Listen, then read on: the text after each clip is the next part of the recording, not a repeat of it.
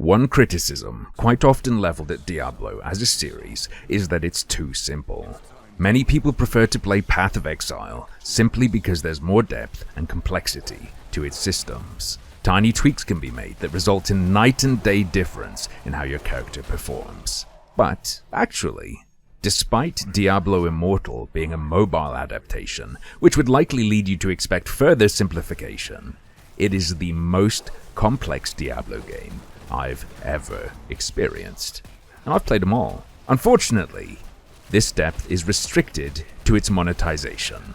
I've already uploaded a video about it, but that was merely my off-the-cuff comments from a stream, which doesn't really do this so-called game's iniquity justice. It deserves a laser focus only possible through carefully considered prose. A number has been floating around YouTube and gaming news outlets. $110,000 to max a single character if you go the pay-to-win route. I believe this is being far too generous to Blizzard. The Reddit post this is sourced from is not talking about the total cost of maxing your character. It is talking about the cost of maxing the 5-star gems once you already have them. To be clear, the $110,000 figure is the cost of upgrades once you already have the full loadout of the ludicrously rare 5 out of 5 gems, which you have a 0.045% chance of getting from each paid crest and 1% chance of getting by mercy roll from spending over $100 on 50 paid crests. Consider also that there will be particular 5-star gems you want for your build. You need 6 of them, and if you roll a duplicate, you cannot use it, because you may only equip one of any kind of legendary gem. The figure circulating is what you must pay after already dumping in possibly much more than that to upgrade the things you spend an insane amount on getting in the first place. Let me put this in perspective for you with a specific example. Let's say you've whaled out hardcore. You have 5 of the 5-star gems you want that rolled as true 5 out of 5s, which is important because if you get a 2 out of 5 gem, you can't turn that into a 5 out of 5 gem. You can only rank it up. There are 9 5-star gems currently in game. To get your 6th and final 5 out of 5 gem, you're rolling legendary crests which have a 4.5% chance to drop a 5-star. If you get a 5-star, there is a 1% chance that it will be 5 out of 5, rather than a weaker variant. That gives you a 0.045% chance of getting a 5 out of 5 gem per crest. You already knew that. But wait, that's for any 5 out of 5. 5 of them, in this scenario, are unusable to you because you already have them. And 3 are ones you don't want for your build. So after rolling that 0.045% chance to get a 5 out of 5 at all, there is then a 1 in 9 chance you'll get the gem you need. In this situation, you have a 0.005% chance per crest you buy of getting that last one you need for your build. The mercy roll that guarantees a 5-star with a 1% chance of it giving you a 5 out of 5 must also then be divided by 9. The mercy roll has a 0.111111 blah blah % chance of giving it to you. So, let's do 0.99995 to the power of 49 for the regular rolls times 0.99, let me get this right, 888888889 for the mercy roll. That gives us 0.99644454554. Subtract that from 1 for 0.00355545446. Sorry for this, but I want to be precise. We times that by 100 to give it as a percentage. 0.355545446%. Let's be generous to Blizzard. Let's not just hate on them. Let's not be an entitled gamer. Let's round it up. 0.36% chance. Every 50 crests has a 0.36% chance of giving you the gem you need if you already have 5. Let's be generous again and say 50 crests cost you $100 when it's actually more. That's $100 to get a 0.36% chance of the gem you need. And here's some real fun.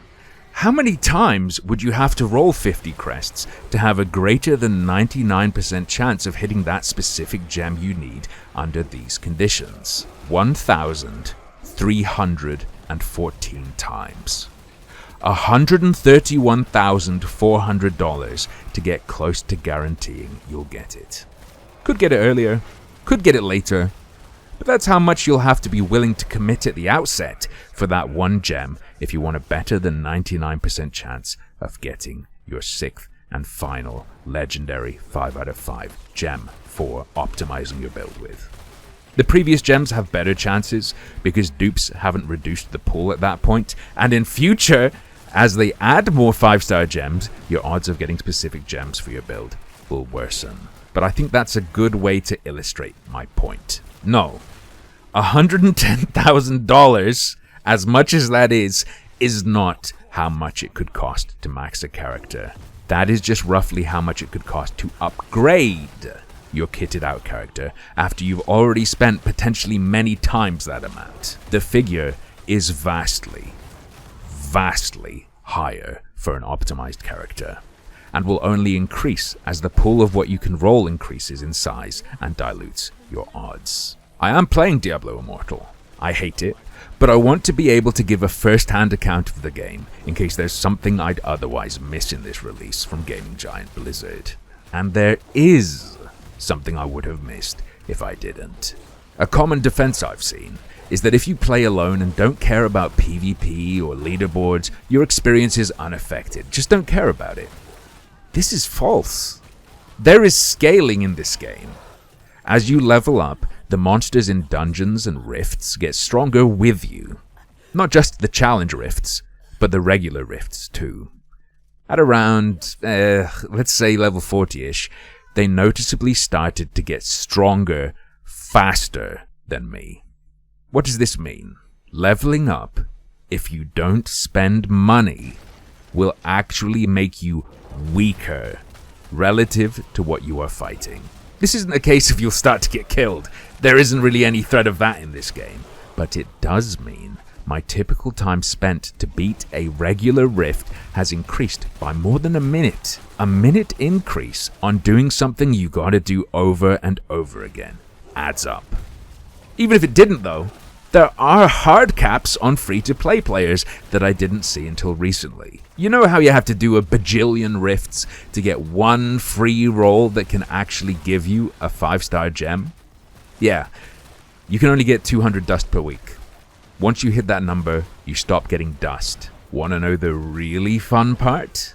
So a free-to-play player's roll, you gotta get 22 far runes. A far rune takes 18 dust. So a roll is 396 dust. You can only get 200 a week if you're not using any crests. You don't even get one measly 0.045% chance at a 5-star gem a week from grinding as free to play. It's every 2 weeks. And you have to make sure you get the 200 dust on the week when you're not going to get a roll, or you won't have enough. It's all very complex. Just a shame it's not the actual gameplay that was given this much thought. Now let's rest our brains with something more simple. Once you hit your 50s, there's a third battle pass you can buy that just suddenly appears in your face. Yes, there's the £13 premium Deluxe battle pass, the £9 login battle pass that you can stack 3 times each month for £27, and then there's another one that becomes available at endgame for £18 that gives you some extra stuff for every 5 levels. You know the labyrinth from Path of Exile? Diablo Immortal has one, but it's a bastardized version. It's very short. It's called the Aspirant's Trial or something like that, where you collect keys once per day that open chests containing crystals that let you upgrade yet another separate money sink. Didn't get enough keys to open all the chests during your run through the monsters? Which you won't. The game then prompts you to pay up in platinum to open the rest of the chests.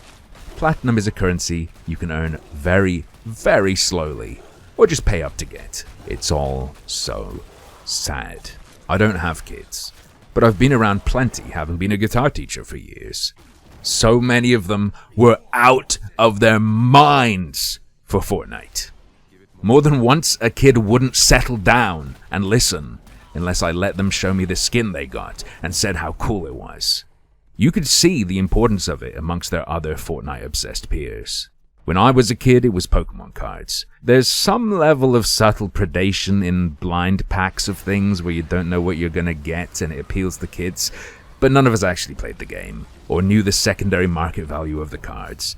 It was just trading for the Pokemon you thought were cool, and we'd argue over whose cards were best. For the Fortnite kids, it's just a case of getting mom to pay for the skin you want and showing it off to your friends. One and done. For games where you're buying raw power, it just bums me out.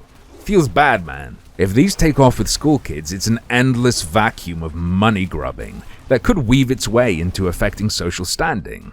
All your buds are playing a game where you can pay to objectively be the strongest.